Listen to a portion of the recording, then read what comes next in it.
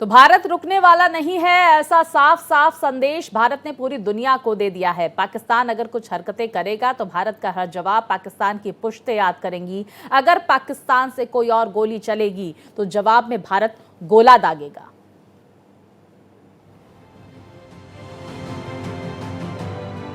पहलगाम हमले के बाद प्रधानमंत्री मोदी के मुंह से निकले हर शब्द पाकिस्तान को याद आ रहे होंगे, और अगर नहीं याद आ रहे होंगे तो उसे याद करना पड़ेगा।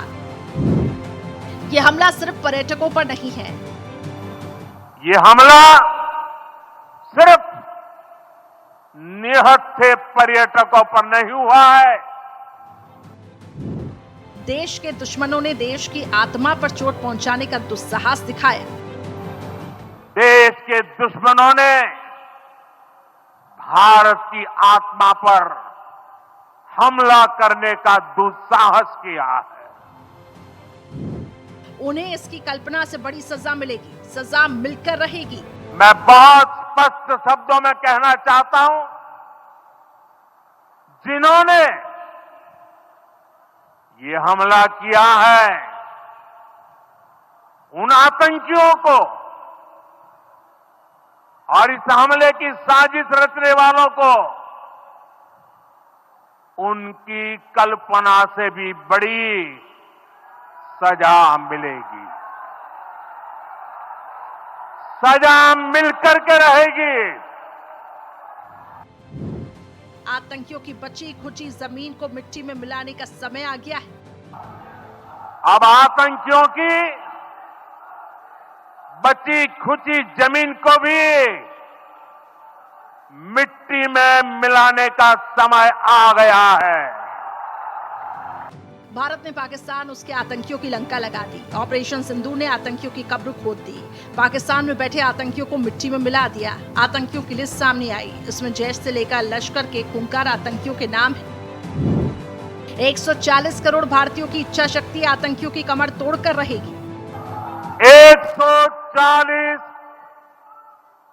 140 करोड़ भारतीयों की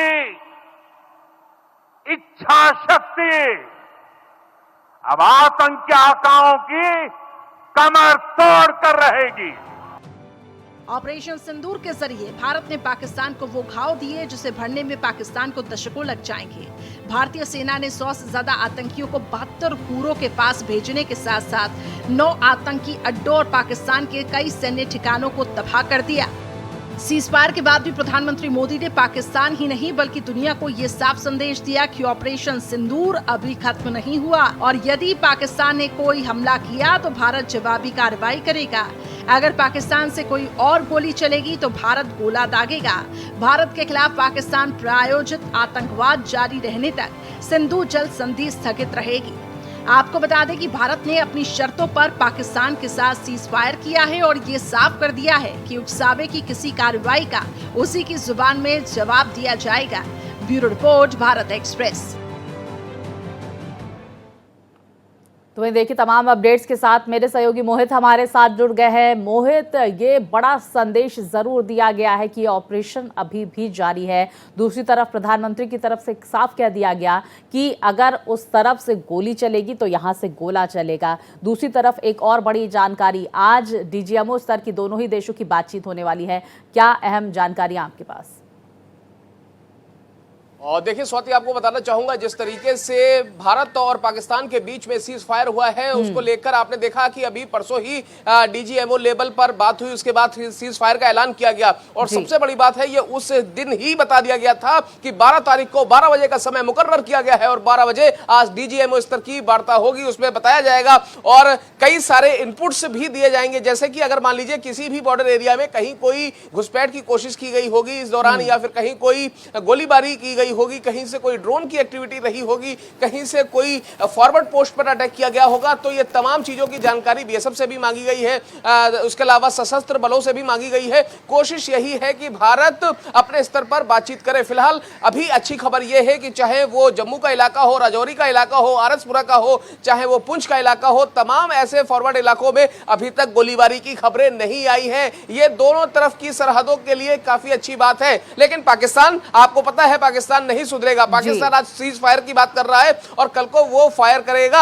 आप एक बात समझिए, 1965 की बात हो, 71 की बात हो, 49 की बात हो, 2003 की बात हो, 1999 की बात हो, चाहे 2025 की बात हो, जो अपनी बात कहकर पलट जाए उसको पाकिस्तान कहते हैं। जो अपने जगहों पर ही, अपने इरादों में ही जो देश पाक नहीं है वही पाकिस्तान है। अब आप एक बात समझिए, हमने नवाज शरीफ का वक्त देखा, हमने आसिफ अली जरदारी की जहालियत भी देखी है, हमने जिन्ना की जहालियत देखी, तो हमने साथ ही साथ आसिफ मुनीर का वो मौलानापन भी देखा, कट्टरपन भी देखा, जिससे पूरा पाकिस्तान आज परेशान है। हिंदुस्तान यही कह रहा है। लेकिन यहाँ पर ये समझने की जरूरत जरूर होगी, क्योंकि पाकिस्तान की तरफ से फेक नैरेटिव भी यहाँ पर फैलाए जा रहे हैं। पाकिस्तान ये कहता हुआ नजर आ रहा है कि वो हावी पड़ा भारत पर। इसका भी मुंह तोड़ जवाब भारत को देने की जरूरत है कि जब ये डीजीएमओ स्तर की बातचीत हो, इस पर यह साफ कहा जाए कि भाई आप अफवाह ना फैलाएं, क्योंकि अपील आपकी तरफ से की गई थी शांति बनाए रखने की। स्वाति, बिल्कुल है। ये पाकिस्तान आप देखिए कई मोर्चों पर युद्ध लड़ रहा है, वो प्रॉक्सी वार कर रहा है। छद्म युद्ध करने का तो उसका पुराना तरीका है। आपको पता है 65 में जब वो हारा था तब उसने क्या कहा था? उन्होंने कहा था हम जीत गए। 71 में जब वो हारा था बुरी तरीके से 93,000 सैनिकों ने, जनरल नियाजी, आपको याद होगा जनरल नियाजी बड़ी बड़ी बातें क्या करते थे। 93,000 सैनिकों के साथ आत्मसमर्पण जब होता है, पूर्वी पाकिस्तान का अलग होना और बांग्लादेश का जन्म होना, तो उस वक्त भी पाकिस्तान का बहुत लोकप्रिय अखबार डॉन, जिसकी पहली हेडलाइन ये थी कि we are at the war, हमने कि अभी भी हम युद्ध में हैं, हम कई से जगहों पर जीत गए हैं। उसके बाद जब वहां पर सुबह का सूरज उगता है और उसको वैश्विक मीडिया के द्वारा पता चलता है कि 93,000 सैनिकों की पतलूनें टंगी हुई हैं, और वो पतलूनें जब देखता है तब उसको पता चलता है अरे भाई पतलूनें यहां है तो सैनिक कहां है, तो पता चलता है कि सैनिक तो हिंदुस्तान में समर्पण कर गए। तब पता चलता है कि आप युद्ध हार गए हैं। तो पाकिस्तान इस नैरेटिव के साथ तो हमेशा आगे बढ़ा है। कारगिल में जब उसके सैनिकों के सब मिल रहे थे तो उसने कहा था कि भैया ये हमारे सैनिक नहीं है, ये तो कबीलियाई लड़ाके हैं, ये तो आतंकवादी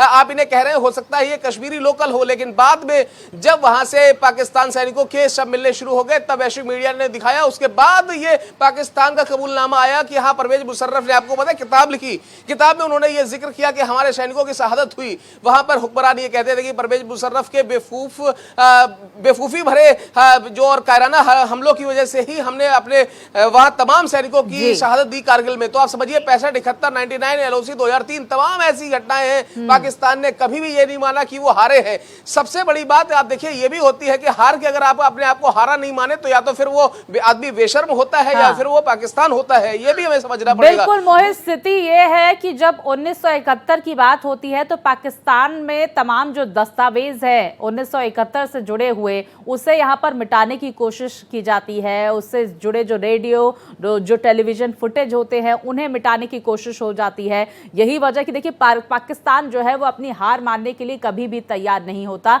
लेकिन पाकिस्तान को ये बखूबी वहां के हुक्मरानों को, वहां की सेना को और साथ ही जनता को पता है कि पाकिस्तान की औकात क्या है। मोहित, हम ये भी समझने की कोशिश करेंगे कि आज भारतीय सेना के शौर्य को सलाम करने के लिए तिरंगा यात्रा भी अलग अलग जगहों से निकाली जाएगी। इसको लेकर क्या अहम जानकारियां? देखिए मैं आपको बताऊं कि हिंदुस्तान में जगह जगह इस चीज को सेलिब्रेट किया जा रहा है। कर्नाटक की तस्वीरें आप पहले ही देख चुके हैं। दिल्ली सहित देश के तमाम हिस्सों में विजय यात्रा, तिरंगा यात्रा, आप कुछ भी कहिए, इसको निकालने जाने की पूरी तैयारी हो चुकी है। ये इस तरीके की आप समझिए जो चीज हमने सेलिब्रेट की है, जो चीज हमने फतेह की है, और उस चीज को सेलिब्रेट करना तो बनता है। पाकिस्तान की पता है आपको, वहां पर 14 बड़े एयरफील्ड हैं, चाहे वहां पर एयरबेस है, सरगोदा की बात हो, नूर खान की बात हो, रावलपिंडी का जो सेना का हेडक्वार्टर हो, तमाम ऐसी जगहें हैं। और खासतौर पर पाकिस्तान का तो जो अपना एयरबेस है, जो 14 मेजर एयरबेस है, उसमें से 11 हमने वहां पर तबाह कर दिए हैं। नूर खान में हमने जो मिसाइल मारी है वहां पर 13 से 14 फीट का गड्ढा हो गया है। उनका पूरी तरीके से एयर स्पेस जो है, आप समझिए कि वहां पर एयर स्पेस की, चलिए हम बात करते हैं, उससे पहले हम जरा एयरबेस की बात कर लेते हैं। उनके वहां पर जो कैप्टन उस्मान है और उसके साथ साथ एक स्क्वाड्रन लीडर है, उनकी शहादत हुई है। तो आप समझिए कि पाकिस्तान को हमने अच्छा खासा नुकसान पहुंचाया है, ऐसा नहीं है। और पाकिस्तान के हमने कई तैयारे मतलब पाकिस्तान में उर्दू में कहते हैं जो हमारे फाइटर प्लेन होते हैं उन्हें तैयारे बोलते हैं। पाकिस्तान के कई तैयारों को हमने मार गिराया है। तो आप समझिए तैयारों से लेकर तीतर बनाने तक पाकिस्तान को हर मोर्चे पे हमने उनको बहुत अच्छी तरीके से, एक बड़ा डेंट पाकिस्तान में पहुंचा है, क्योंकि आतंकी ठिकानों पर भी बड़े एक्शन भारत की तरफ से किए गए हैं। मोहित, देखिए हम ये भी समझने की कोशिश करेंगे, आपने कहा जम्मू के क्षेत्रों में फिलहाल शांति व्यवस्था कायम है, लेकिन एहतियातन क्या कुछ कदम भारत सरकार और भारतीय सेना की तरफ से उठाए जा रहे हैं अलग अलग राज्यों में जो बॉर्डर से सटे हुए हैं, क्योंकि देखिए पाकिस्तान का कोई भरोसा नहीं है, ये हर कोई जानता है। बिल्कुल जानता है, पाकिस्तान का कोई भरोसा नहीं है। और आप समझिए कि पाकिस्तान का इकबाल होता तो पाकिस्तान आज दुनिया के नक्शे में कहां पर होता, उसकी जीडीपी कहां होती और उसका रक्षा बजट कहां होता, उसके हुक्मरान कहां होते, और शायद उसके अर्नल कर्नल जनरल लंदन में नहीं पड़े होते। पाकिस्तान में तो हमेशा से इकबालिया लड़ाई हमेशा रही है। अब आप एक बात समझिए, हिंदुस्तान और पाकिस्तान की टेंशन को देखते हुए पाकिस्तान ने अपनी तरफ से एहतियातन कदम जो भी उठाए हो अपने देश की सुरक्षा के लिए, उससे 10 गुना बेहतर कदम हमारे इंडियन फोर्सेस ने, हमारी हुकूमत ने उठाए हैं। यही वजह है कि जितनी इंडिया में बॉर्डर एरिया है, जहां भी फॉरवर्ड पोस्ट है, वहां पर हमने अपने जो हैवी वेपन्स का डिप्लॉयमेंट करा है। साथ ही आप समझिए कि फॉरवर्ड पोस्ट पर बीएसएफ को पूरी तरीके से छूट है। इसके अलावा आप समझिए जैसलमेर हो, बाड़मेर हो, गंगानगर हो, इसी तरीके से आप फिरोजपुर का बॉर्डर देख लीजिए, आप तमाम अलग अलग बेस देख लीजिए, उधमपुर बेस देख लीजिए, आप भटिंडा का देख लीजिए। इसके अलावा आप जब और आगे बढ़ते हैं तो इसके जो आगरा या जहां जहां भी इवन आप समझिए इंडिया हिंडन एयरफोर्स है, ये तमाम जितने भी छोटे बड़े जितने भी एयरबेस हैं और एयरफोर्स स्टेशन हैं, हर जगह पर एहतियातन सुरक्षा कड़ी है। यही वजह है कि आप कहीं से भी अगर भारत को निशाना बनाने की कोशिश करते हैं तो आप नाकाम हो जाएंगे। आपने देखा कि दिल्ली की तरफ जो मिसाइल दागी गई थी उसको सिरसा में ही इंटरसेप्ट कर लिया गया था। तो ये कई सारी ऐसी चीजें हैं, हमारी तैयारी पूरी है। और इससे भी बड़ी बात यह है कि जो गोली का जवाब गोले से देने से बात कही गई है, यानी कि अगर आप गोली उधर से अगर आप वहां से दागी गए तो यहां से गोला जाएगा। इसमें कहीं कोई शक, सुबह, शंका या कुछ है ही नहीं, किसी चीज की गुंजाइश है ही नहीं। और डीजीएमओ लेवल में भी ये साफ कर दिया गया। और इसके अलावा मैं आपको एक और जानकारी दे देता हूं, सिंधु जल समझौता, इसका मैं आपको जिक्र कर रहा हूं, स्थगित रहेगा।